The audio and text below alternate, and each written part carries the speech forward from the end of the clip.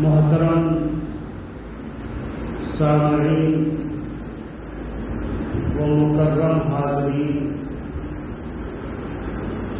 پیارے نوجوانوں اور عزیز ساتھیوں، اللہ تبارک و تعالیٰ کا بہت بڑا فضل کرم احسان ہوا کہ اس نے ہمیں اور آپ کو جمعہ کی نماز کے لیے مسجد میں اپنے دربار میں آنے کا موقع نصیب فرمایا۔ اللہ تعالیٰ سے دعا ہے کہ اللہ تبارک و تعالیٰ ہم سب کو اسی اللہ کی، اسی رب کی عبادت کی توفیق نصیب فرمائے۔ سب سے پہلے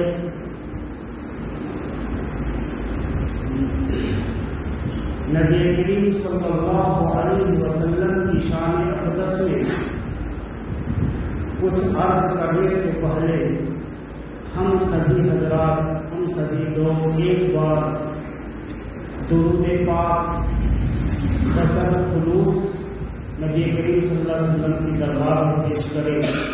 اللہم صلی علی محمد وعلی آل محمد کما صلیت علی ابراہیم وعلی آل ابراہیم انک حمید مجید۔ اس ہستی کو اللہ تبارک و تعالی نے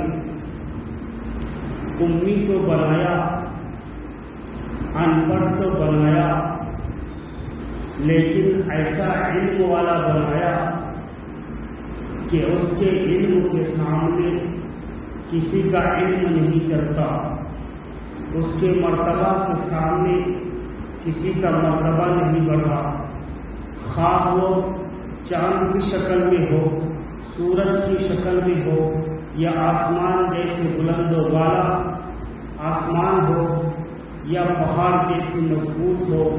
لیکن جب رسول اللہ صلی اللہ علیہ وسلم کی ذات اقدس سے آسمانوں کا، زمینوں کا، پہاڑوں کا، چاند اور ستارے اور سورجوں کا مقابلہ کیا جائے تو چاند بہت پیچھے رہ جاتا ہے، سورج بہت پیچھے رہ جاتا ہے۔ یہ زمین اور یہ پہاڑ کی مضبوطی رسول اللہ صلی اللہ علیہ وسلم کی ارادے اور مضبوط کے سامنے بے مان پڑ جاتے ہیں، بلکہ رائی کے دانے کے برابر بھی ان کے سامنے ان تمام چیزوں کا مرتبہ اور شان اور مضبوطی نہیں ہے۔ تو اس نبی کی امت میں اللہ تبارک و تعالیٰ نے ہمیں اور آپ کو پیدا فرمایا، ہم اللہ کا کتنا بھی شکر ادا کریں کم ہے۔ اسی کو کسی شاعر نے کہا،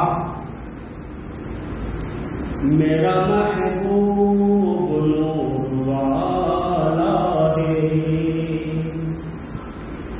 میرا محبوب نور والا ہے، میرا محبوب نور والا ہے، عرش اعلیٰ پہ آنے والا ہے، عرش اعلیٰ پہ آنے والا ہے، میرا محبوب نور والا ہے۔ پتھر کھا کے بھی دعائیں بھی، پتھر کھا کے بھی دعائیں بھی، پتھر کھا کے بھی دعائیں بھی، ایسا اعلیٰ مقام والا ہے، ایسا اعلیٰ مقام والا ہے۔ پیار لوگوں سے کرنے والا ہے، پیار لوگوں سے کرنے والا ہے، پیار لوگوں سے کرنے والا ہے، ایسے سانچے میں ان کو ڈھالا ہے، میرا محبوب نور والا ہے، عرش اعلیٰ پہ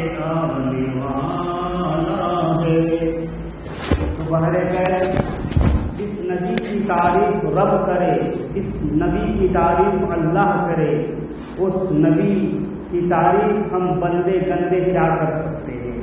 بہرکیف محترم دوستو، گزشتہ جمعہ میں آپ حضرات کے سامنے یہ بیان کیا تھا کہ عبادت کے معنی کیا ہے، اس کا مطلب کیا ہے، اور اس کو آپ لوگ بغور سنے ہوں گے، سمجھے ہوں گے، اور اس کو اسی لحاظ سے آپ اپنی عبادت کو ڈھالنے کی کوشش کرتے ہوں گے۔ اللہ تعالیٰ ہم سب کو اسی طرح کی عبادت کی توفیق نصیب فرمائے۔ تو عبادت کے معنی آتے ہیں کوٹنے کے۔ کیا کہ بھائی؟ کوٹنا۔ عبادت کے مطلب کوٹنا۔ جیسے لکڑی کو جب اتنا کوٹا جاتا ہے، کوٹ کے اس کو بالکل بھوسا بنا دیا جاتا ہے، اور جب اس کے اندر کوئی چیز ملا کر کے، جس طرح سے پلائی بورڈ جیسا آج کل کے دور میں ہے، اس کو کوٹا جاتا ہے پہلے، اس کے بعد اس کے اندر کیمیکل کر کے جب اس کا دروازہ کھڑکی جو بنایا جاتا ہے وہ بہت مضبوط ہوتا ہے، بہت ہی مضبوط ہوتا ہے۔ تو فرمایا جس عبادت کے اندر کوٹائی ہوگا، جس عبادت کے اندر چھٹائی ہوگا، تو وہ عبادت بڑا ہی مضبوط عبادت ہو جاتی ہے، اور اس عبادت کے ذریعے سے ہم اللہ کی خوشنودی کو حاصل کرنے والے ہو جاتے ہیں۔ اللہ تبارک و تعالیٰ نے کسی چیز کو بیکار پیدا نہیں کیا، فالتو پیدا نہیں کیا۔ جس طرح سے جب کوئی شخص کسی چیز کو بناتا ہے تو اس کے پیچھے اس کا مقصد ہوتا ہے، گھر بنانے کا مقصد ہوتا ہے، گاڑی بنانے کا مقصد ہوتا ہے، اسی طرح دیگر چیزوں کو بنانے کا مقصد ہوتا ہے، اور وہ مقصد کو پوری طرح سے جانتا ہے کہ ہم کیوں سیکھ رہے ہیں، کیوں بنا رہے ہیں۔ تو اسی طرح اللہ تبارک و تعالیٰ قرآن مقدس کے اندر انسان سے خطاب فرماتا ہے، افحسبتم انما خلقناکم عبثا، کیا تم یوں سمجھتے ہو کہ تم بیکار پیدا کر دیے گئے ہو، فالتو میں پیدا کر دیے گئے ہو؟ نہیں، بلکہ اللہ تبارک و تعالیٰ نے انسان کو بیکار پیدا نہیں کیا، فالتو میں پیدا نہیں کیا، بلکہ انسان کو اشرف المخلوقات بنایا، اور انسان کے لیے تمام چیزوں کو پیدا فرمایا، اور انسان کو اللہ تبارک و تعالیٰ نے اپنے لیے پیدا فرمایا۔ افحسبتم انما خلقناکم عبثا، کہ اللہ تبارک و تعالیٰ نے انسان کو بیکار پیدا نہیں فرمایا۔ تو محترم دوستو، جس طرح اگر انسان کی تعداد جس کو انسان دیکھ سکتا ہے روز، اس کی تعداد کو گننے کے لیے بولو تو نہیں گن سکتا۔ بڑے مشکل سے 5 سال کے ایک 5 سال کے بعد ایک بار جنگ ستیہ کا نام درج کیا جاتا ہے، بڑی مشکل سے بتاتے ہیں کہ اتنے کروڑ ہے، اتنے کروڑ ہے، جبکہ روز ہم دیکھ رہے ہیں، اس کو ہم گن سکتے ہیں، لیکن ہم اس کو گن نہیں سکتے۔ تو اللہ تبارک و تعالیٰ نے اپنی عبادت کے لیے جن مخلوقوں کو پیدا کیا ہے، فرشتوں کو پیدا کیا ہے، نورانی مخلوق کو پیدا کیا ہے، اس کی تعداد کو ہم گن سکتے، جبکہ ہم اس کو دیکھ نہیں سکتے۔ تو محترم دوستو، ہمیں اس کا پتہ کہاں سے چلتا ہے؟ قرآن اور حدیث سے پتہ چلتا ہے، علماء کرام کی زبانی پتہ چلتا ہے۔ علماء کرام کی زبانی ہم نے سنا ہے کہ اللہ تبارک و تعالیٰ نے لاتعداد فرشتوں کو قیام کی حالت میں کھڑا کر دیا، جیسے ہم اور آپ نماز پڑھتے ہیں، نماز کی سب سے پہلا جو ذرا ارکان ہوتا ہے وہ قیام کا ارکان ہوتا ہے۔ جیسے ہم نیت باندھتے ہیں، تکبیر تحریمہ کرتے ہیں، اللہ اکبر کہہ کر کے جو نیت باندھ کر کے جو کھڑے رہتے ہیں، اس کو کہتے ہیں قیام۔ تو ہم نے علماء کرام کی زبانی سنا، قرآن اور حدیث کی کتابوں میں پڑھا تو پتہ چلا کہ اللہ تبارک و تعالیٰ نے لاتعداد فرشتوں کو قیام کی حالت میں کھڑا کر دیا۔ کب سے کھڑا کر دیا؟ جب سے ان کو پیدا کیا اس وقت سے لے کر کے اب تک وہ لوگ قیام کی حالت میں کھڑے ہیں۔ اگر اللہ تبارک و تعالیٰ لاتعداد فرشتوں کو رکوع میں جھکا دیا کہ رکوع میں رہو تو وہ لوگ رکوع کے عالم میں ہیں، لاتعداد خربوں خرب فرشتوں کو اللہ تبارک و تعالیٰ نے سجدے میں جھکا دیا تو لاتعداد فرشتے سجدے کی حالت میں ہیں۔ تو یہ تو نماز کا ایک ایک نماز ایک عبادت ہے، اس عبادت کی بات ہم کر رہے ہیں۔ کوئی فرشتہ تو قیام میں ہے، کوئی فرشتہ تو رکوع میں ہے، کوئی فرشتہ تو قوما میں ہے، کوئی فرشتہ تو سجدہ میں ہے، کوئی فرشتہ تو قعدہ کے اندر ہے، کوئی فرشتہ سلام پھیر رہا ہے، کوئی فرشتہ بائیں طرف سلام پھیر رہا ہے، کوئی فرشتہ دائیں طرف سلام پھیر رہا ہے، اور کوئی فرشتہ ہاتھ اٹھائے دعا بھی لگا ہوا ہے۔ تو کسی مکمل عبادت کسی فرشتوں کو نہیں ملا۔ فرشتوں کو عبادت ملی ہے لیکن الگ الگ ملی ہے، کسی کو قیام ملا، کسی کو رکوع ملا، کسی کو سجدہ ملا، کسی کو قوما ملا، کسی کو قعدہ ملا، کسی کو دعا ملی۔ لیکن محترم دوستو، یہ اشرف المخلوقات جس کو اللہ تبارک و تعالیٰ نے فرمایا وَمَا خَلَقْتُ الْجِنَّ وَالْإِنسَ إِلَّا لِيَعْبُدُونِ، کہ ہم نے انسان اور جناتوں کو صرف اپنی عبادت کے لیے پیدا فرمایا۔ تو یہ انسان اشرف المخلوقات میں محمد عربی صلی اللہ علیہ وسلم کی امت کو نماز جو ملی ہے، نماز پوری مکمل عبادت ملی ہے۔ قیام بھی ملا، رکوع بھی ملا، سجدہ بھی ملا، قوما بھی ملا، قعدہ بھی ملا، سلام بھی ملا، اور دعا بھی ملی۔ کتنی بڑی عبادت ہمیں اور آپ کو اللہ تبارک و تعالیٰ نے دیا ہے۔ یہ صرف آپ کو نماز کی بات بتا رہا ہوں، ورنہ اللہ تبارک و تعالیٰ نے ایسے لاتعداد فرشتوں کو پیدا فرما دیا ہے۔ کوئی تسبیح میں ہے، کوئی تحلیل میں ہے، کوئی عرش کو تھامے ہوا ہے، کوئی عرش کو گھیرے ہوا ہے، کوئی زمین کو تھامے ہوا ہے، کوئی زمین کو پکڑے ہوا ہے، کوئی زمین کے اوپر گرد چکر لگا رہا ہے، گشت لگا رہا ہے۔ کوئی فرشتے جہاں پر اللہ کا کلام اور اس کے رسول کا نام لیا جاتا ہے وہاں پر فرشتے آتے ہیں، اور کوئی لاتعداد فرشتوں کو اللہ تبارک و تعالیٰ نے اس لیے پیدا فرما دیا ہے کہ دنیا کے کونا کونا، گوشہ گوشہ، گلی گلی، شہر شہر، جہاں پر بھی میرے نبی حضرت محمد رسول اللہ صلی اللہ علیہ وسلم کی شان میں اگر کوئی درود پڑھتا ہے، اے میرے نورانی مخلوق، تو اس درود کو لے جانا اور میرے محبوب کے دربار میں پہنچانا تیرا کام ہے۔ تو محترم دوستو، ایسی لاتعداد ہے۔ تو ان تمام چیزوں کو اللہ تبارک و تعالیٰ نے پیدا فرمایا، اور پھر انسان کو اللہ تبارک و تعالیٰ نے اپنی عبادت کے لیے پیدا فرمایا، اپنی عبادت کے لیے پیدا فرمایا۔ وَامْتَازُوا الْيَوْمَ أَيُّهَا الْمُجْرِمُونَ، کہ کل قیامت کے دن اللہ تبارک و تعالیٰ کا اعلان ہوگا، مجرم لوگ الگ ہو جائیں، نیکوکار الگ ہو جائیں، صدقہ دینے والے الگ ہو جائیں، سچ بولنے والے الگ ہو جائیں، کنجوسی کرنے والے الگ ہو جائیں، مال کو تجوری میں دبا دبا کے رکھنے والے الگ ہو جائیں۔ مال گننے میں بڑا مزہ آتا ہے۔ بوڑھے لوگوں کے بارے میں آیا ہے، اللہ تعالیٰ ہمارے بزرگوں کو ایمان عطا فرمائے، ان کے دل کو اللہ تعالیٰ سخی بنا دے۔ اگر مالدار ہے تو اللہ تعالیٰ ان کو دل کو سخی بنا دے، مالوں کو اللہ کے راہ میں لٹانے والا بنا دے۔ آمین بولو بھائی۔ تو فرمایا جب انسان 60 سال کا ہو جاتا ہے نا بھائی، تو ان کو 2 چیزوں کے اوپر بہت آرزو بڑھ جاتی ہے۔ کیا کیا معلوم؟ پہلا چیز اسے جینے کی آرزو بڑھ جاتی ہے، جینے کی آرزو بڑھ جاتی ہے، اس کی تمنا ہونے لگتی ہے، کاش کہ میں ابھی 60 کا ہوں، 70 کا ہو جاؤں، 70 80 کا ہے تو 90 کا ہو جاؤں، 90 کا ہے تو 100 کا ہو جاؤں۔ اس کو جینے کی آرزو بڑھتے رہتی ہے۔ دوسرا، اس کو مال کی خواہش بہت زیادہ ہوتا ہے۔ جب وہ اپنے ہاتھوں کے اندر نوٹ لیتا ہے نا تو گنتے وقت اس کا دل بڑا سکون محسوس کرتا ہے، یعنی واہ اتنے نوٹ نہیں، اور گن گن کر کے خوش ہوتا ہے۔ اللہ کے رسول صلی اللہ علیہ وسلم نے فرمایا کہ جس کا دل نوٹ گننے سے خوش ہوتا ہے، سمجھو اس کا ایمان خطرے میں ہے، اس کا ایمان خطرے میں ہے۔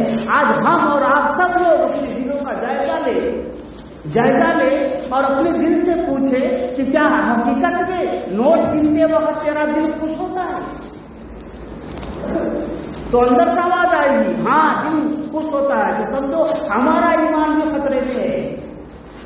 اللہ تبارک تعالیٰ ہمیں اپنے جان کو، اپنے مال کو اللہ کی راہ میں لگانے کی توفیق نصیب فرمائے۔ وَامْتَازُوا الْيَوْمَ أَيُّهَا الْمُجْرِمُونَ، جب اللہ کا اعلان ہوگا نیکوکار الگ ہو جاؤ، نیکوکار الگ ہو جاؤ، مجرموں الگ ہو جاؤ، گناہگاروں الگ ہو جاؤ۔ اس آیت کو امام ابو حنیفہ رحمۃ اللہ علیہ جب اس آیت کو پڑھتے تھے تو زاروں قطار ہوتے تھے۔ پوچھا گیا آپ تو امام اعظم ہیں، آپ تو عشاء کی وجہ سے 40 سال تک صبح کی نماز پڑھی ہے، فجر کی نماز پڑھی ہے، عشاء کی وجہ سے فجر کی نماز 40 سال تک، کتنے دن بھائی 40 سال۔ آج ہماری زندگی میں 40 فجر کی نمازیں نہیں ہے، 40 دن کی فجر کی نماز نہیں ہے۔ اللہ ہم سب کو 40 دن کی فجر کی نماز کی توفیق نصیب فرمائے۔ تو امام ابو حنیفہ رحمۃ اللہ علیہ 40 سال تک عشاء کی وجہ سے فجر کی نماز پڑھتے تھے، اور جب یہ آیت کو پڑھتے تھے وَامْتَازُوا الْيَوْمَ أَيُّهَا الْمُجْرِمُونَ تو بہت زیادہ روتے تھے۔ پوچھا گیا تو اس قدر روتے ہیں؟ آپ کی فتوے کی کتاب، آپ کی تقوی کی کتاب، آپ کی امام اعظم ہے، آپ اس قدر کیوں روتے ہیں؟ امام اعظم رحمۃ اللہ علیہ فرمانے لگے اللہ تبارک و تعالیٰ قیامت کے دن اعلان کرے گا وَامْتَازُوا الْيَوْمَ أَيُّهَا الْمُجْرِمُونَ، مجرموں الگ ہو جاؤ، نیکوکاروں الگ ہو جاؤ۔ اس دن اگر میرا شمار مجرموں میں ہو گیا تو کیا بنے گا؟ اس دن کیا بنے گا میرا بھائی؟ اس لیے میں روتا ہوں۔ تو محترم دوستو، آج ہم صرف جمعہ پڑھ کر کے، وہ بھی جمعہ کی نماز تو نکال آتے ہیں، مرغا جس طرح سے ٹھونگے مارتا ہے نا بھائی، تھک پڑھ لیے نکل گئے۔ سنت کون پڑھے گا بھائی؟ نوافل کون پڑھے گا؟ اور وہ بھی ہماری عبادت کیسی ہے اللہ بہتر جانتا ہے۔ بس اللہ اس عبادت کو قبول کر لے اور ہمارے اور آپ کے لیے نجات کا ذریعہ بنا دے، یہی بہت بڑی بات ہے۔ ورنہ ہماری عبادت کے لائق نہیں میرے بھائی، ہماری عبادت کے لائق نہیں۔ میں نے کہا تھا نا عبادت کے معنی ٹوٹنا۔ آج ہم جو نیت باندھنے کے بعد جو سب سے پہلی دعا پڑھی جاتی ہے ثنا، وہ دعا ہمیں اور آپ کو صحیح الفاظ کے ساتھ، صحیح تلفظ کے ساتھ یاد نہیں ہے، اس کے معنی یاد نہیں ہے، اس کا مقصد کیا ہے پڑھنے کا وہ مطلب یاد نہیں ہے، تو ہماری عبادت کہاں پھٹائی ہو رہا ہے بھائی؟ خیر یہ ثنا تو بہت دور کی بات ہے، ثنا تو بہت دور کی بات ہے۔ غسل اور وضو کو دیکھ لیجیے، وضو اور غسل کہاں ہے ہمارا؟ کس طرح سے ہمارا غسل ہو رہا ہے، کس طرح سے ہم کپڑا دھو رہے ہیں، تو پتہ ہی نہیں ہے۔ رات میں احتلام ہو گیا، کپڑے میں لگ گیا، تو اس کپڑے کو کتنے بار دھونا ہے بھائی؟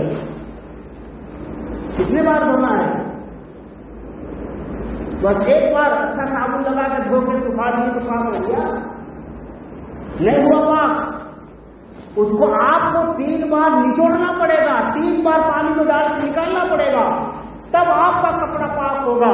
اگر آپ ایک بار دھو کر کے یوں سکھا دیے محترم دوستوں، پھر وہی کپڑا پہن کر کے نماز پڑھنے کے لیے آ گئے تو آپ کا تو کپڑا کے اندر پھٹائی نہیں ہوا، پھر ہماری عبادت کہاں سے ہوگی؟ قبول کہاں سے ہوگی؟ ہماری دعائیں کہاں سے قبول ہوگی؟ ہماری عبادتیں کہاں سے قبول ہوگی؟ ہماری نمازوں کے اندر، ہمارے کپڑوں کے اندر، غسل کے اندر، وضو کے اندر۔ اللہ کے رسول صلی اللہ علیہ وسلم نے فرمایا صلوا رأیتمونی اصلی، نماز اس طرح سے پڑھو جس طرح سے میں پڑھا کرتا تھا، جس طرح سے میں غسل کیا کرتا تھا اسی طرح سے تم بھی غسل کرو، جس طرح سے میں وضو کیا کرتا تھا اس طرح سے تم بھی وضو کرو۔ آج وضو میں ماشاءاللہ ہر مسجدوں کے اندر نل لگا ہوا ہے، ہر مسجدوں کے اندر نل لگا ہوا ہے۔ وضو کے آداب میں سے ایک آداب یہ بھی ہے کہ پانی کم خرچ کرو۔ ان المبذرین اخوان الشیاطین۔ اب ہم نل کھول دیے ہیں ماشاءاللہ، پانی جا رہا ہے تو جا رہا ہے، کس کا جا رہا ہے؟ مسجد کا جا رہا ہے بھائی۔ مسجد والے دن بنیں گے. ہمارا گھر کا نل کا اگر تھوڑا سا ٹپکا قطرہ بھی ٹپک رہا ہے نا ہمارے گھر کے اندر جو نل ہے اس کے اندر قطرہ بھی ٹپک رہا ہے نا، تو اس کو مستری کو بلا کر کے اس کو ٹھیک کرائیے آپ. لیکن مسجد کے نل کو اتنا بے تحاشا کھول دے رہے ماشاء اللہ سے، اس کو کوئی غم نہیں ہے، اس کا کوئی غم نہیں ہے. بھائی اس مسجد کے اندر ایک غریب محنت کرنے والا بھی 1 روپیہ دیتا ہے چندہ تو ثواب کی نیت سے دیتا ہے، اور وہ 1 روپیہ بھی جو کماتا ہے تو بڑی محنت سے کماتا ہے، اس کا پیسہ بھی اس پانی کے اندر لگا ہوا ہے. عبادت کب کرنے آ رہے بھائی؟ عبادت کرنے آ رہے تو ہر چیز کو ہمیں اور آپ کو دیکھنا پڑے گا، غور کرنا پڑے گا، ہر چیز کو ہمیں اور آپ کو سوچ کر کے استعمال کرنا پڑے گا. لیکن آج بس اللہ معاف فرمائے، بہت ساری خامیاں ہیں ہمارے اندر. کن کن خامیوں کو ہم تذکرہ کریں، کن خامیوں کا تذکرہ کریں؟ اگر خامیاں ڈھونڈنے لگیں گے تو آپ بنیں گے امام صاحب آج کل بہت ہی زیادہ جو ہے نا خامیاں ڈھونڈ رہے ہیں. لیکن حق بات ہے، اس کو بولنا پڑے گا، چاہے وہ غلطی امام صاحب کرنے دو، مؤذن صاحب کرنے دو یا مصلی صاحب کرنے دو، سب کے لیے برابر ہے. بہرکیف محترم دوستو، ہفتہ میں 1 بار جمعہ کا وقت جمعہ آتا ہے، جمعہ کی نماز جماعت کے ساتھ، اور جمعہ کی نماز کے لیے 2 رکعت کو قبول کرنے کے لیے ہمیں اور آپ کو سنتوں کو بھی پابندی سے پڑھنا پڑے گا. سب سے پہلے جو جمعہ کے دن جو 4 رکعت جو نماز پڑھی جاتی ہے سنت، وہ سنت مؤکدہ ہے، اس کو کوئی نہیں پڑھتا ہے. جمعہ نماز ہو گئی 2 رکعت، اور 2 رکعت جو خطبہ جو ہوتا ہے یہ 2 رکعت کے برابر ہے. یہ جمعہ کی نماز اصل میں 4 رکعت، کتنے ہیں بھائی؟ 2 رکعت خطبہ جو ہے نا، 2 خطبہ جو ہے نا 2 رکعت کے برابر ہے. 2 خطبہ جو ہے نا 2 رکعت کے برابر ہے.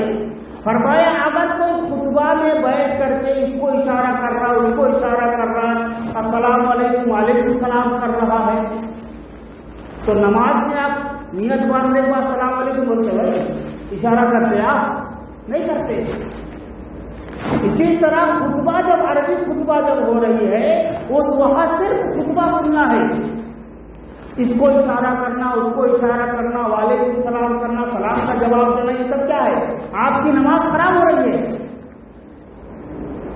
تو جس نے 2 رکعت خطبہ اگر نہیں سنا، صرف 2 رکعت جمعہ کی نماز پڑھ لی تو اس کا جمعہ ہی نہیں ہوا. ماشاء اللہ ہمارے نواب بھائی لوگ، نوجوان ساتھی، بڑے بڑے ہیرو لوگ جو آتے ہیں گاڑیوں میں، موٹر سائیکلوں میں، ماشاء اللہ وہ عین وقت پہ آتے ہیں. کب آتے ہیں؟ جب ابھی آپ مول صاحب مؤذن صاحب اذان دیں گے، امام صاحب خطبہ کے لیے ٹھہریں گے، اس وقت لوگ آتے ہیں اور بڑے ٹھاٹ کے ساتھ وضو خانہ میں وضو بناتے ہوئے، گول گپے اور بہت سارے باتیں کرتے ہوئے جو وضو بنا کے آئے تھے. امام صاحب نے جو ہے نا اللہ اکبر تکبیر تحریمہ بند کی ضرورت، اس وقت آئے اگر کیا کہتا ہے آپ کا جمعہ؟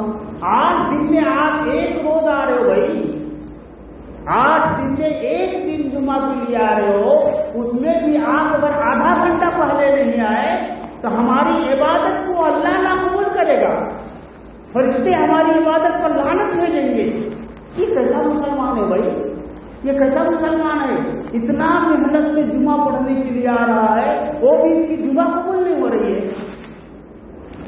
تو عربی خطبہ سننا واجب ہے، واجب کے چھوٹ جانے سے نماز فاسد ہو جاتی ہے.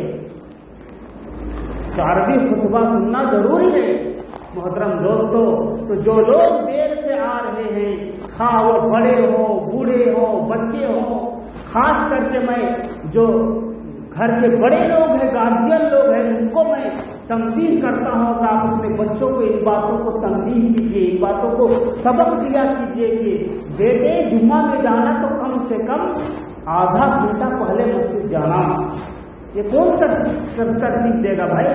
جبریل علیہ السلام آئیں گے یا میکائیل علیہ السلام آئیں گے یا اللہ تعالیٰ کسی اور ایک فرشتوں کو بھیجیں گے کہ جاؤ فلانے صاحب کے گھر میں ان کے بچوں کو آپ بول کے آنا؟ کوئی بولنے والا نہیں ہے، فرشتوں کا آنا جانا بند ہو گیا۔ اللہ تعالیٰ نے ہم کو ذمہ دار بنا کر کے بھیجا ہے، ہمیں اور آپ کو بتانا ہے بچوں کو کہ اگر آپ عربی خطبہ جمعہ کے دن نہیں سنو گے تو تمہارا جمعہ بیکار ہے۔ اس لیے میرے بھائی ان تمام چیزوں کو، یہ بھی عبادت میں شامل ہوگا اور اس کو بھی پوچھنا بولتے، آدھا گھنٹہ پہلے آنا، عبادت کے اندر پوچھنا، جمعہ کے اندر خدائی کر رہے آپ، جمعہ کی تیاری کر رہے آپ، جمعہ کو مضبوط بنا رہے آپ۔ تو اللہ تبارک و تعالیٰ سے دعا ہے کہ اللہ تبارک و تعالیٰ ہفتہ میں جو ایک جمعہ ہم پڑھتے ہیں نا، اللہ تعالیٰ اسی جمعہ کو صحیح طریقے سے پڑھنے کی توفیق نصیب فرمائے۔ جب وہ جمعہ قبول ہوگا تو اللہ ہمیں نماز کی بھی توفیق دے گا، اور جب نماز توفیق، ایک نماز کی توفیق ملے گی تو دوسری، اور دوسری کی توفیق ملے گی تو تیسری، اور تیسری کی توفیق ملے گی تو چوتھی، اور چوتھی کی توفیق ملے گی تو پانچویں۔ اس طرح سے ہم پانچوں نمازوں سے پابند ہو جائیں گے۔ اللہ تعالیٰ ہم سب کو پکا سچا نماز پڑھنے کی توفیق نصیب فرمائے۔ الحمد للہ۔